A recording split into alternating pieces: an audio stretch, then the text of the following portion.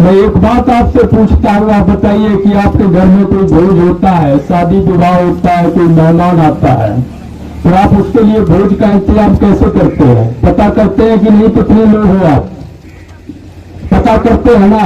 अगर नहीं पता करिएगा तो 5 लोगों का भोज तैयार करिए, 20 लोग आ गए, व्यवस्था बिगड़ जाएगी। 20 लोगों को भोज तैयार किया, 5 ही लोग आए, तब भी व्यवस्था बिगड़ जाएगी। तो जब तक आंकड़े नहीं जुटाए जाएंगे, जातिवार जनगणना नहीं होगी, तब तक ये क्लियर नहीं हो पाएगा कि देश में पिछड़ों की संख्या कितनी है, अगड़ों की संख्या कितनी है, किस समाज को किस चीज की आवश्यकता है, कौन समाज कितना पिछड़ा है, किस जाति के लोग न्यायपालिका, विधायिका, कार्यपालिका, मीडिया, नौकरियों में अधिक हैं, जल जंगल जमीन पर किन जातियों का सर्वाधिक कब्जा है। बगैर जनगणना के आंकड़े जुटाए ये सब तय होने वाला नहीं है। जहां तक सवाल न्यायपालिका का है तो हमारे मित्र ने कॉलेजियम के संबंध में आपको बताया है। एक बात मैं आपको बताना चाहता हूं कि जज के घर जब बच्चा पैदा होता है तो उसको बधाई देते समय कहा जाता है कि बधाई हो जज साहब, आपके घर जज पैदा हुआ है।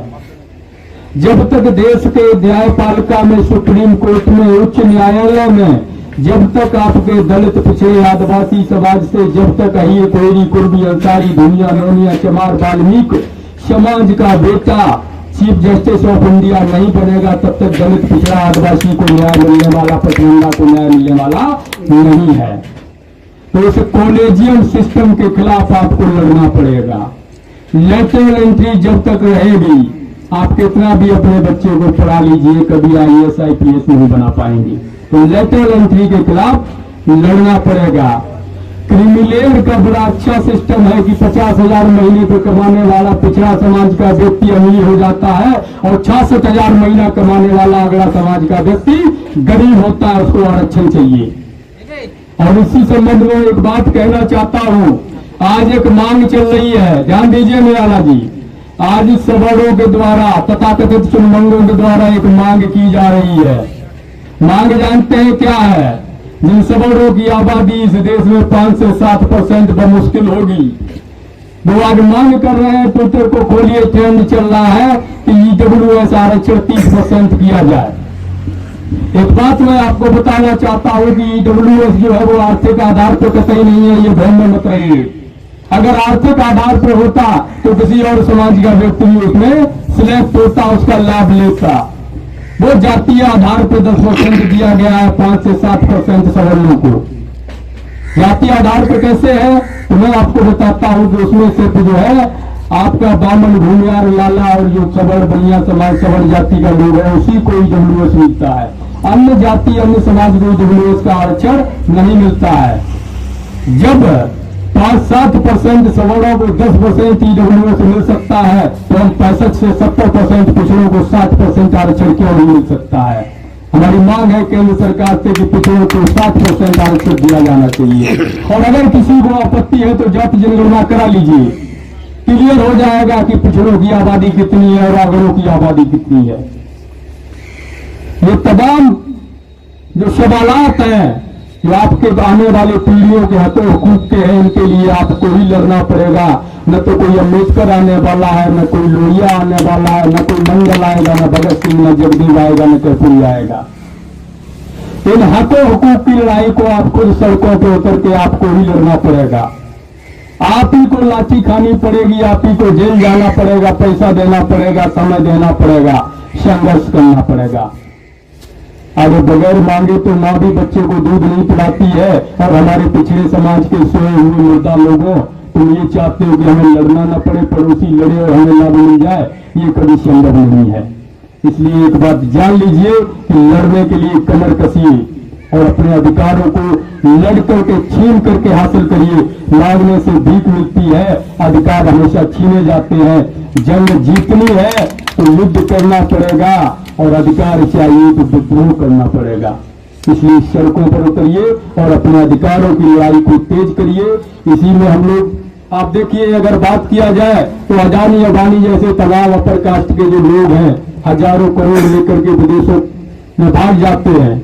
हमारे पिछड़े वर्ग के, दलित वर्ग के, आदिवासी, पसमानदा समाज के लोगों को 20,000 50,000 रुपया नहीं मिलता है कि अपना कोई छोटा सा बिजनेस डाल ले, घर का काम चला ले। तो हमारी यहाँ पर यह भी मांग है कि 25 लाख तक का किसानों के लिए बिना शर्त के लोन मुहैया कराया जाना चाहिए। हमारी यह भी मांग है कि दलित, पिछड़ा, आदिवासी, पसमानदा समाज के लिए 50% व्यवसायिक लोन में कोटा फिक्स किया जाना चाहिए। जो बिजनेस के लिए लोन दिया जाता है, जिसको अदानी अबानी लेकर के भाग जाता है, मोदी नीरव लेकर के भाग जाता है, तमाम प्रकार के लोग लेकर के भाग जाते हैं। आप बताइए, जितने भगोड़े हुए हैं इंडिया के अंदर, जो हजारों, दसियों हजार, लाखों करोड़ लेकर के हमारी जनता का, हमारे देश का पैसा भागे हैं, बताइए क्या उसमें एक भी पसमानदा है क्या? एक भी दलित है क्या? एक भी आदिवासी है क्या? एक भी पिछड़ा है क्या? अगर हो तो आप लोन मत दीजिए हमें, आप उसमें हमें हिस्सेदारी मत दीजिए। ये गंभीर मसला है। हमारे लोगों को सोचना पड़ेगा कि निजीकरण के जरिए आरक्षण को खत्म किया जा रहा है। मंडल कमीशन ने कहा है कि जो निजी संस्थाएं वित्तीय सहयोग या अन्य किसी प्रकार का सहयोग लेकर के गवर्नमेंट से संचालित होती हैं, उनमें 27% ओबीसी आरक्षण लागू होना चाहिए। क्या आप लागू करवा पाए? नहीं करवा पाए। प्रमोशन में रिजर्वेशन लागू होना चाहिए, क्या आप करवा पाए? महिलाओं को तटीय किनारों पर रहने वाले महिलाओं को परिसीमन करके जो है अलग से निर्वाचन क्षेत्र दिया जाना चाहिए, क्या मल्ला ले पाए? क्या उनके नेता ले पाए हैं? जो तमाम तरह के सवालात हैं, उनको समझना पड़ेगा, आपको जागरूक होना पड़ेगा। और जागरूक होने के लिए आपको संविधान की बुक खरीदनी पड़ेगी, संविधान पढ़ना पड़ेगा और मंडल कमीशन को पढ़ना पड़ेगा, ताकि आप अपने अधिकारों को जान सकें। लड़ाई बहुत लंबी है। चर्चा करने के लिए अगर हम शुरू करें तो 4 से 10 दिन लग जाएंगे, पर चर्चा खत्म नहीं होगी।